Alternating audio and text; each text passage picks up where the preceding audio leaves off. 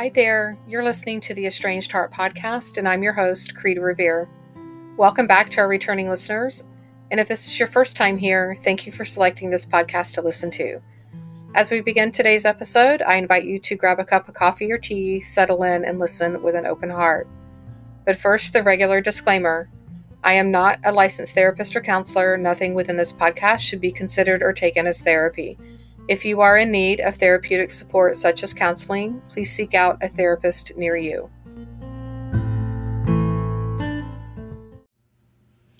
Okay, today's episode came about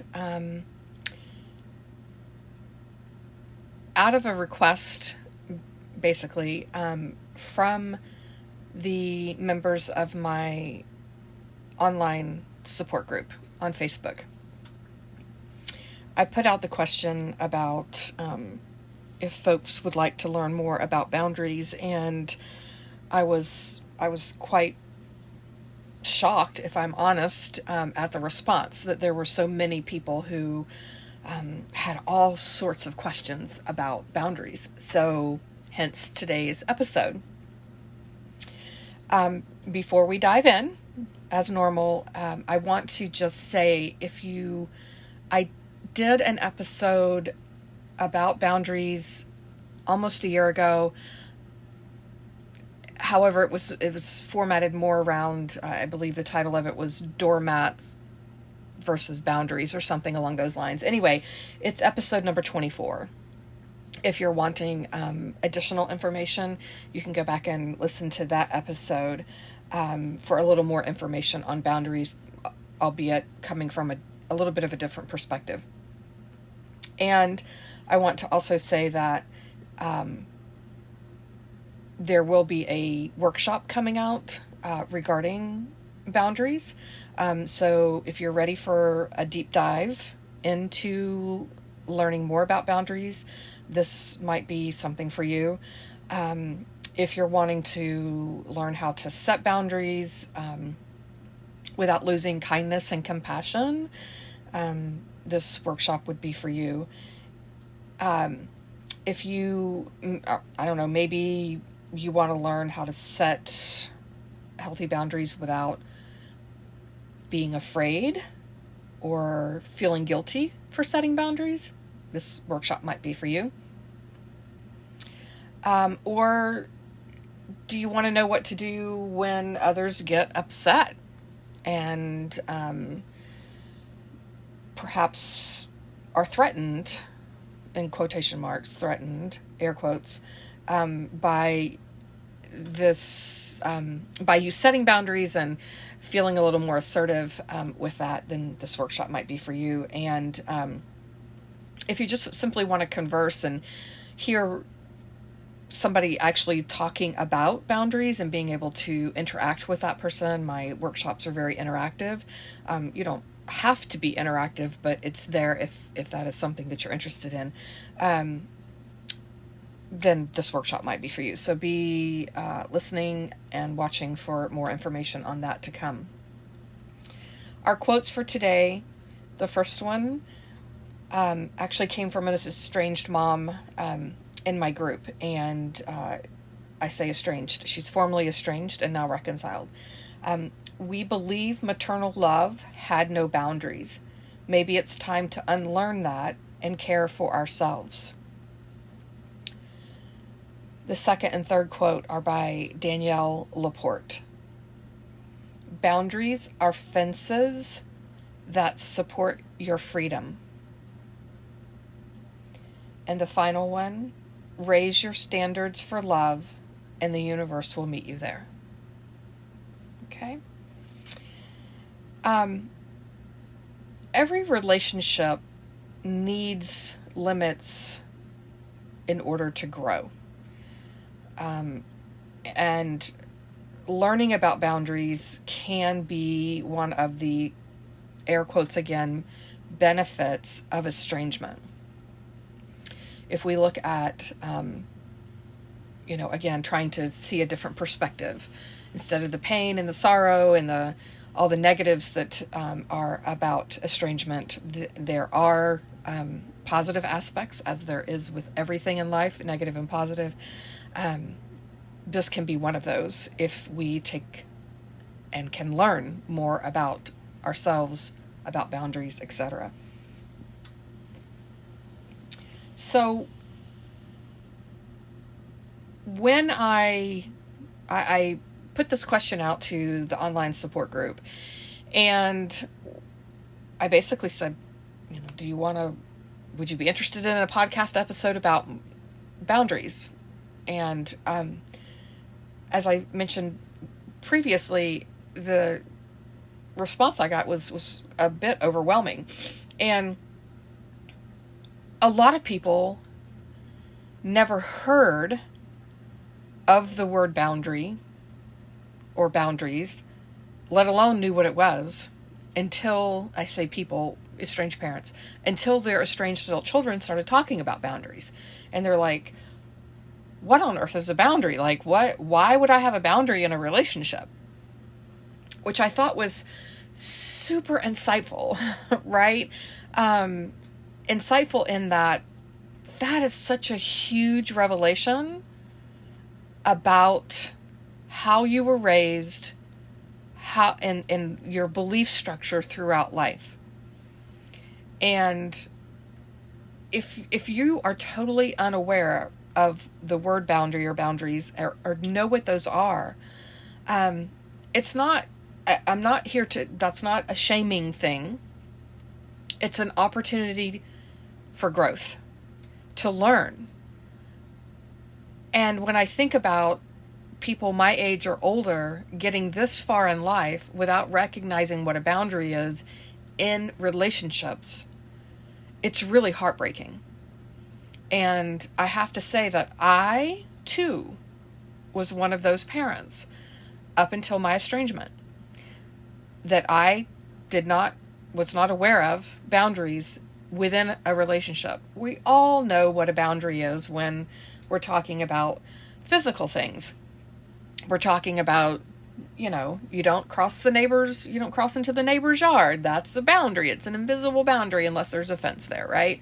You stay on the road. You don't drive off the edge. That's a boundary. Those types of things, we're all aware of those. But no one teaches us about emotional boundaries and how boundaries can be helpful in keeping connection with relationships.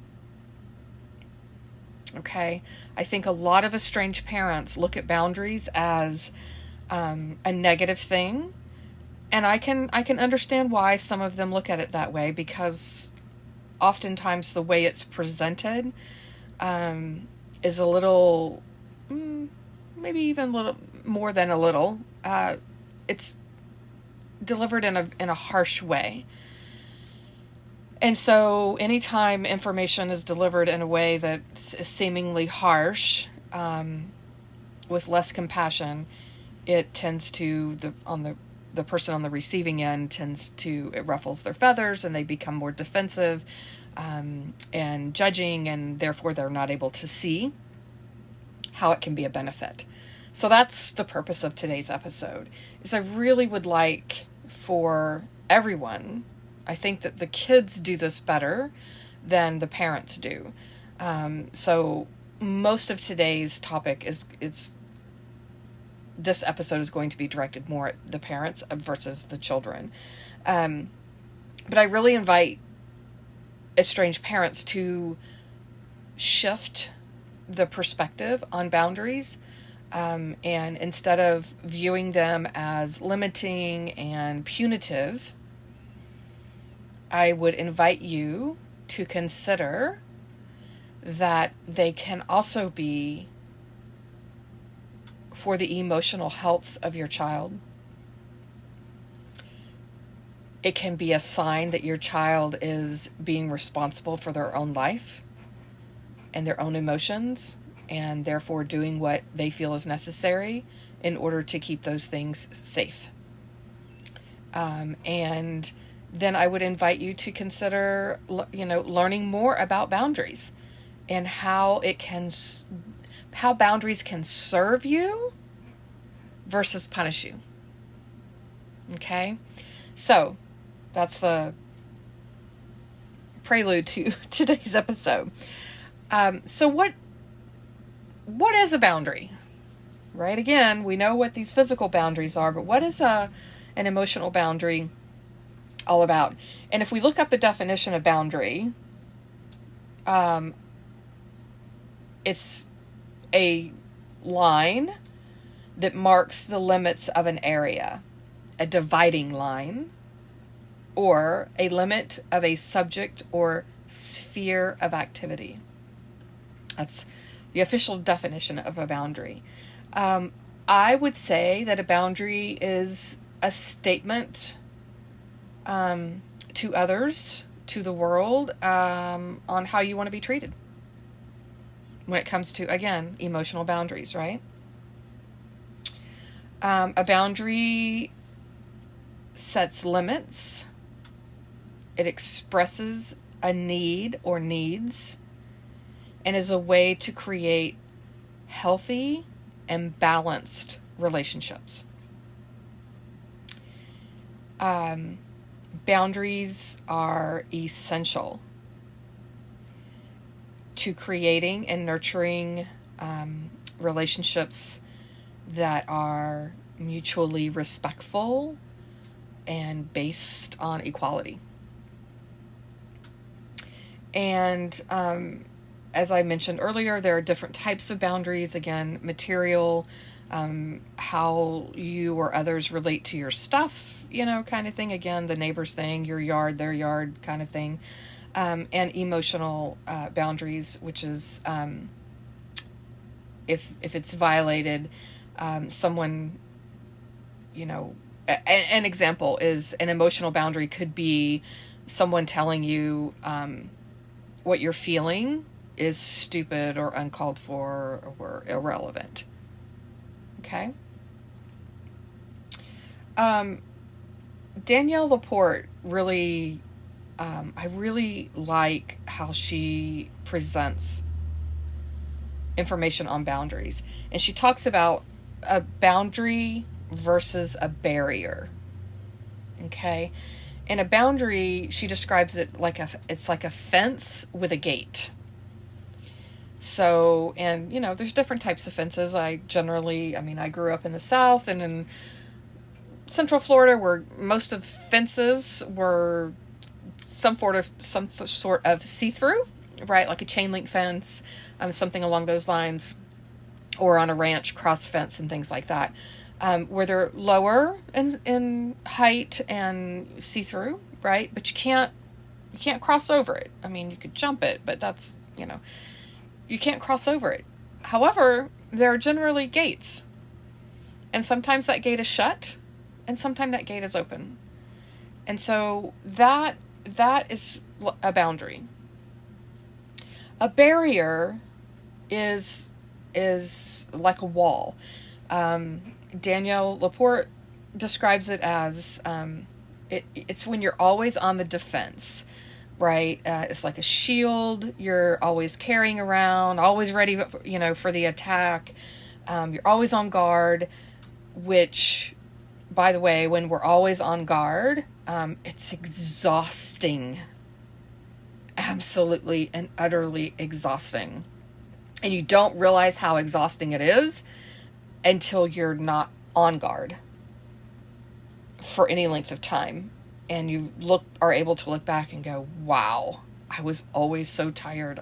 And I wonder why that was. And if you start digging into it, you can find that it's because you were always on guard. It takes a huge emotional and physical toll to always be on the lookout and always on guard. So, and being on guard and is anxiety provoking as well. It's like, what's around the corner? What's going to happen next? It's always, out to the future, and what am I facing? When's the other shoe going to drop? Those kinds of things. And you can't, Danielle Laporte says you can't relax because you haven't made the declarations. Declarations being boundaries. Right? When we make the declarations of boundaries, we're able to settle down and relax. So when I asked my support group, what they wanted to know more about boundaries, I wrote down some of their questions, and I'm going to answer those today. And this is a, 30, 40 minute podcast. I can't obviously cover everything, and which is why I want to do the workshop on this, because there is so much involved with boundaries. So what I'm going to cover today is really a simplistic view of it, and not so nuanced. Okay. So one person asked, what is a healthy boundary? Right. And I think that a healthy boundary is, if we go back to Danielle Laporte's analogy, it's that fence versus a wall, right? And I guess a caveat to that, I would say, if there's been significant large scale abuse, and I mean sexual abuse, physical child abuse, those significant emotional abuse, calling a child names and telling them how stupid they are and those types of things, those may be times when a boundary is needed for the mental health, mental, physical, all of that health of a person. So that I'm not talking about those kinds of things today. I'm talking about everyday life interaction and relationships. And so a healthy boundary is that fence. It's like saying, here is the line. I don't mind, if we talk about the neighbor analogy. I don't mind talking with you over the fence kind of thing, but here's the fence. There's a little bit of distance, and I need you to stay over there, and I'm going to stay over here, and we're going to be okay with that, right? A healthy boundary can be something like, and this is what I hear from adult children, and I hear it from parents who say, my kid said that there's this boundary thing, and I just think this is the most ridiculous thing on earth. And it really isn't. It really is a very normal, totally okay boundary for a person to have. But because the parent has lived their entire life in relationships without boundaries, they think it's ridiculous. So a healthy boundary is knowing our limits, our desires, and our deal breakers. That's how we know if when we know those things, we can put healthy boundaries into place. A healthy boundary might look something like, hey, Susie, I want to ask that you not make comments about my choice of clothing or my choice of profession or my choice of partners, things like that. That is a healthy boundary. Please don't cross that line. It's not your choice on what I wear. It's not your choice on the profession I choose. It's not your choice on the partner that I choose. As a parent, this is where moving from manager into consultant is so important. When you are a manager as a parent, that's when you talk about, I'm going to control what you wear, I'm going to control where you go to school and what you do and what you learn and what kind of work you're going to live in, do, and what kind of partner you're going to choose. And what kind of partner I feel is acceptable and what kind of partner I feel isn't. That's a manager.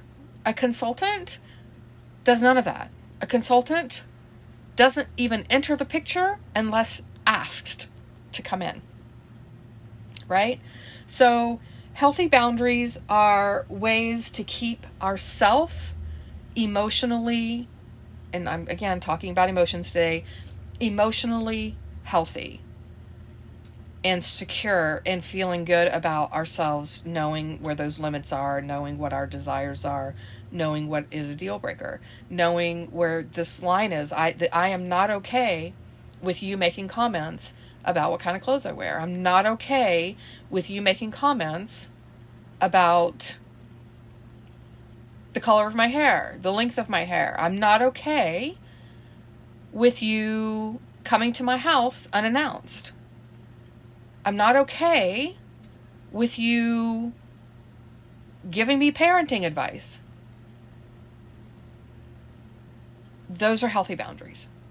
Okay? Healthy boundary for a parent would be, I'm not okay with you threatening me. And I will say this, I will use this caveat with this, and that is to say, it's important to recognize what an actual threat is, or do you feel threatened because you are being triggered by something that actually is your business to handle and not someone else's? Okay, and when I say your business to handle, meaning maybe something that happened in your childhood that caused you to always be triggered when someone talks about this particular type of boundary or says this one thing in this one certain way, you get triggered and you feel threatened. That what they say to you might not actually be a threat. Okay, so again, making that determination. It's okay, a healthy boundary for a parent to say, it is not okay for you, Billy, to stand here and scream at me. That is a boundary that I am not willing to acquiesce to. That I'm not willing to break, I guess is what I meant to say. I'm not willing to let that go, right? Again, that's a healthy boundary. A healthy boundary is the same thing for you. It's not okay for you to come to my house unannounced. It's not okay for you just to walk in this house because you used to live here growing up. This is my home now. Right? You have your home, this is my home, and it's not okay for you to just come in and come and go as you please. Right? Those are healthy boundaries. Another question that I was asked is it appropriate for me to have boundaries as a parent? Absolutely. Absolutely. It is appropriate for everyone to have boundaries. And when I say everyone, I'm also including small children. So for those parents that I'm talking to today that are estranged, you may have grandchildren. And it is okay for them to have boundaries. My grandchildren, when I get ready to leave or I'm coming into their home, I don't just go up and grab them and start kissing and hugging on them. I wait until I'm invited by them. And I will tell you, I do this with my 1-year-old granddaughter. When I leave from watching her, I don't force myself on her to give her a hug and kiss goodbye. As a matter of fact, her parents say to her when I get ready to go, Gigi's leaving. Would you like to give her a hug? And sometimes she says yes, and sometimes she says no. And if she says no, I say, that's okay. Gigi, we'll see you later. I love you. And out the door I go. I am honoring her boundaries. Now, did I do that as a parent? Absolutely not. Did I force my kids to hug people they didn't want to hug? Absolutely. Did I force my kids to do things they didn't want to do? Absolutely. Did I cross boundaries? Yes, all the time. Didn't know anything about them. Because that's what was done to me as a child. Okay? So I'm doing it very differently with my kids and my grandchildren now. So, you should have boundaries as a parent. You should have boundaries as an adult child. Another question that I was asked. I'm not sure where my boundaries are or if I have them. And so I'm going to say, if you are asking this question, it's highly likely that you don't have boundaries. Or maybe you have boundaries and you just are unaware that that's the actual term for it, right? So I would invite you to consider maybe what is a boundary for you after this podcast episode and learning a little bit more about them. What is a boundary for you, and have you expressed that boundary to others? And if you did express it, how was it delivered? Was it delivered by screaming and shouting at someone, or was it delivered with compassion and kindness and respect? Another question: how to graciously accept boundaries of our estranged adult children. This is a huge one, right? Because typically what these boundaries do when they come from the adult children to the parent is the parent gets really ticked off and defensive, and they do anything but graciously accept the boundary of the adult child. And I'm here and asking you, inviting you to reconsider those things. If an adult child says, I need you to call before you come over. If they say those words to you or write those words to you in an email or a text message, a response could be, thank you so much for letting me know where your boundary stands. I absolutely will honor that. That's it. That's how you graciously accept it. And if you have issues with whatever that boundary is, so if you have issues with calling before going over, then I would invite you to consider why that has pissed you off, why you are taking issue with that. Again, manager to consultant. Okay? Another question, what if no boundaries were ever set and there was just radio silence? Meaning, what if there were no boundaries specifically stated by the estranged adult child to the parent, and they just stopped communicating with the parent and maybe block them on social media or what have you? I will say that in many cases, maybe not all, but silence is a boundary. However, it's not super clear, right? And I will say that sometimes those boundaries in cases of radio silence, it might be, there can be, everything in life is layered. Nothing is, well, I say rarely is anything black and white. Most times everything is gray. And so someone who goes silent, there could be issues of shame, them feeling some sort of shame, although they're not necessarily aware of that. And so they don't know how to come back into relationship with someone. They could feel shame for ever having gone silent, and now it's been 2 years and they're like, well, hell, I don't even know what to do or how to even begin to recreate a relationship, right? So there's other things with that. If they've not said anything about a boundary, and you would like to know what boundaries they have, and they have not said to you specifically to not contact them, then I don't see harm in asking.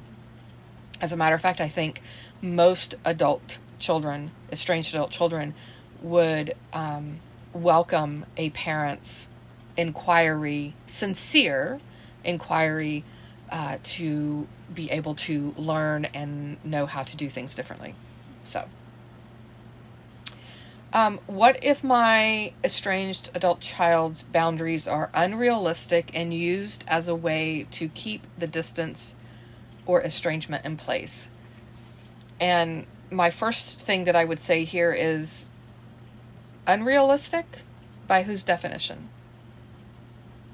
Because that's typically what I see.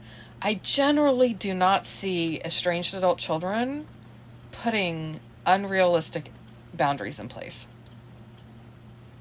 And I'm happy to, I mean, if you have stories of those, I'm happy to hear and listen to those. But what I typically find is that it's the estranged parents' perspective that it's unrealistic. And so I would invite some thought and consideration around that. And if it's used to keep or maintain distance, typically what I see is that the estranged adult child has no trust that the boundaries will be honored. And so they just go silent, and they're like, nothing's ever going to change. I've talked about this for, eons, and nothing has ever changed. And so I'm just not going to go there. So that's typically what I see with that. I'd like to, as we begin to wrap up today, I want to talk about why do we struggle with boundaries, and some keys to boundaries and how to work with them. So why do we struggle with boundaries? I find, number one, I'd like to, put it out there. What did you learn about healthy boundaries? Did someone teach you about healthy boundaries growing up? Did you know what a boundary was before your estrangement? That type of thing. I would also invite some curiosity around a lack of self-worth or self-respect. And that might not be something that's super clear for estranged parents. Although I can generally, when I'm coaching with some folks, I can see that's underlying a lot of things. And so that might be a reason to be hesitant to put boundaries in place for anyone, and a child or a parent. Putting up with abuse and things like that and not putting boundaries in place because you feel like you're not worthy of anything any better. So those are two kind of side notes to why do we struggle with boundaries. The main reason I find that we struggle with boundaries, outside of not knowing what a boundary is fears. And so as a estranged parent, or really maybe not necessarily an estranged parent, a recently reconciled parent or a newly reconciled parent, they're walking on eggshells. If I put up any boundaries, I'll end up back in estrangement, and I don't want that to happen. So they just don't put up any boundaries, and they just take whatever is given to them by their adult child. And you're acting out of fear, right, with that. So what are some of the fears? Fear of being alone, fear of losing the love of their child, feeling a fear of being misunderstood.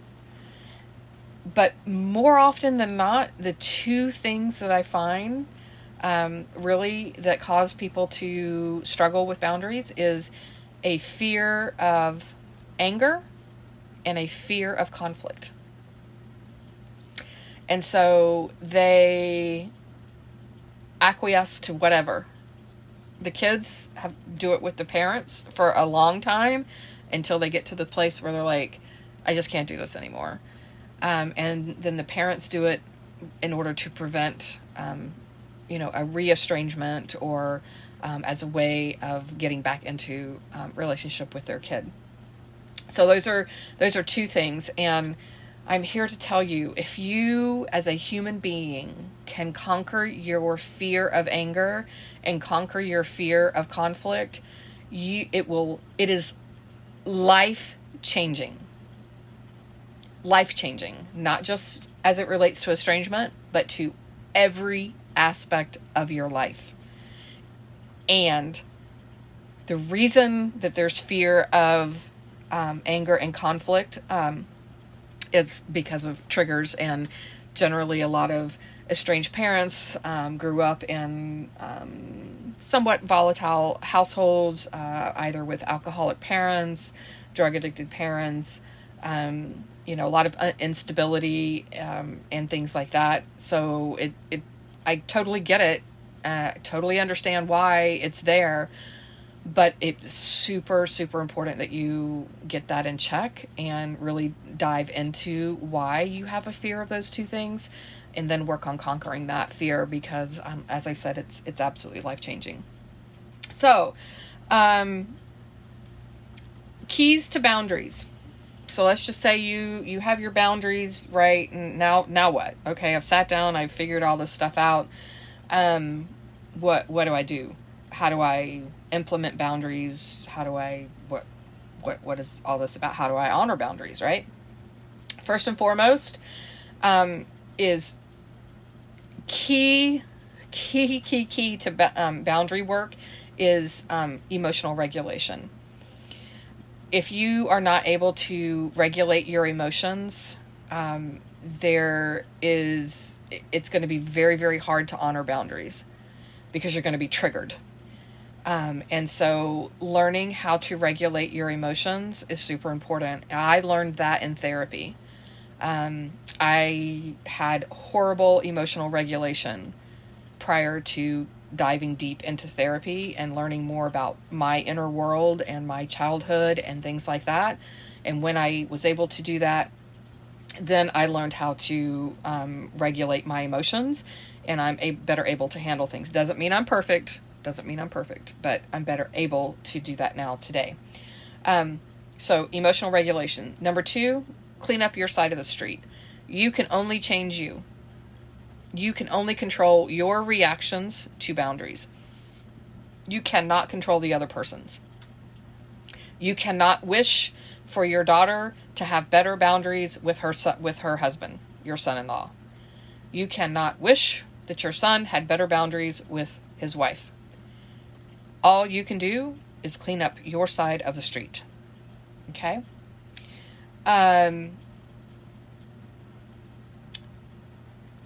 Back to the emotional regulation piece just for a second. If you know that you're for the most part, you know that you don't have emotional regulation when your estranged adult child is giving you, even if they're delivering it in a not so nice way, if you're if you're really looking at them as, they're having outbursts and it's just bad behaviors and all of these things that they're doing when they're trying to give you a boundary, if you're looking at it from that perspective, you're being triggered for something. There's some reason you're being triggered. So that's some food for thought. When you are placing a boundary with your estranged adult child, be clear in your declaration of your standards. Know where your fence and gate is at, as Danielle Laporte says, right? And you have to tell them. Remember, one of your biggest gripes as estranged parents that I hear all the time is they never tell me what the boundaries are, right? Well, you have to make your boundaries clear. If you're going to set boundaries in your relationship with your adult child, and I highly recommend that you do, you have to be clear on what those are. Okay? Be mindful when you are delivering the news of these boundaries, or you're in a conversation and you're just reviewing a boundary or something along those lines.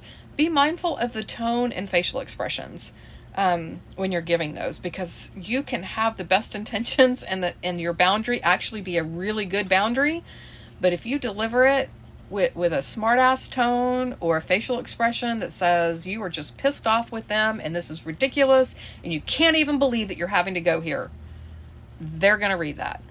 And your boundary they're going to fight it and kick back on it and all kinds of things.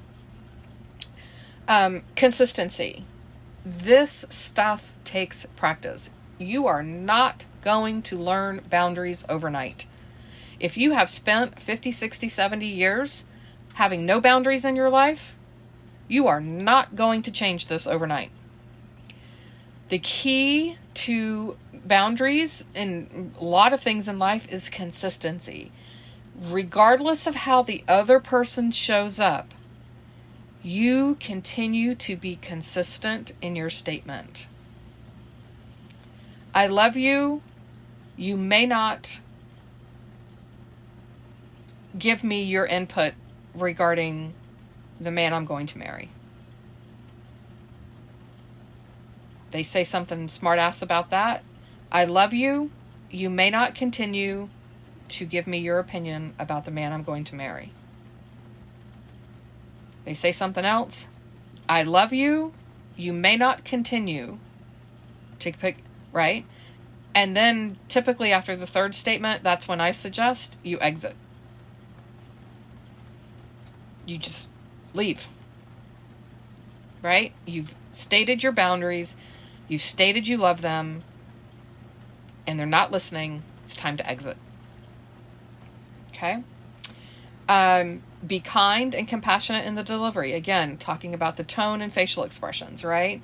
And understand that how the other person interprets or reacts to the boundary is their issue, not yours. Your issue is how you respond to someone's boundary, right? How they respond is not your issue. It's not. And you have to let that go. Well, they acted like an ass when I told them this, that, or the other thing. Well, okay, they acted like an ass. Let it go. Let it go. You cannot control another person. Okay? Again, it's kind of the same thing. What do you do if the boundaries are crossed? You can only control yourself. Remember your emotional regulation and remove yourself from the conversation in a calm and respectful manner. That's all you can do. That's it. And in respecting their boundaries, if you're not clear on it, ask for clarification. And again, be mindful in how you're asking. I talk all the time. I'm a communication coach. It's words matter. And how the tone that they are delivered in also matters. But ask for clarification, right? You have to, if you're not clear on something, you've got to ask so that you can become clear. And, you know, in closing, I mean, this has gone on. This is a really long episode, and I'm so sorry. But again, this is why I want to do the workshop, because there's so much to this. In the end, I will say, you know, my invitation to you is this. Find freedom in having boundaries. Right? Let it free you. Now I know where their boundaries are. Now I know what the expectation is. Now I can be free to go do other things. I can be free to do this, that, and the other thing, instead of looking at it as punitive or a wall or things along those lines, right? Look at it as a freedom. This kind of stuff can actually let you off the hook. It really can. So I'm going to leave you with that. I'm not going to expand on that because I want you to think on that. I want you to really sincerely give that some thought.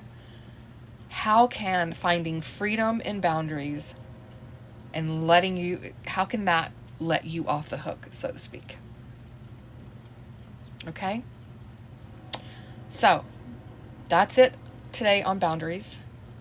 I thank you, as always, for listening, and I will have I will have show notes I'll have a couple of videos in there, links and things that I think might be beneficial regarding boundaries. And if you want to learn more about it, let me know.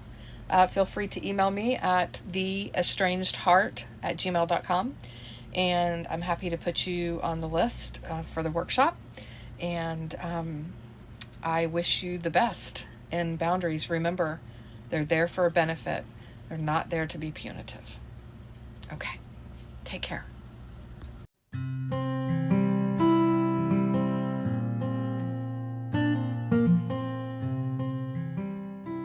This brings this episode to a close. I hope that this time together was time you feel well spent, and that you are able to find some takeaway nuggets to help you on your journey, wherever you may be on your estrangement and reconciliation path.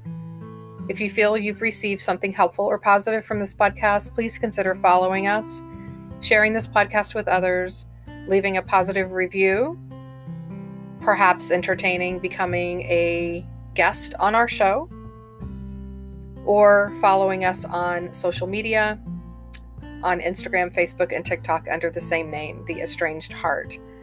As a reminder, there is an online support group on Facebook.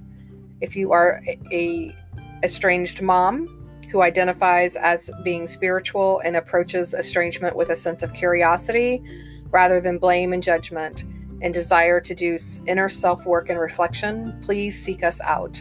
We can be found at facebook.com/estranged mothers support group.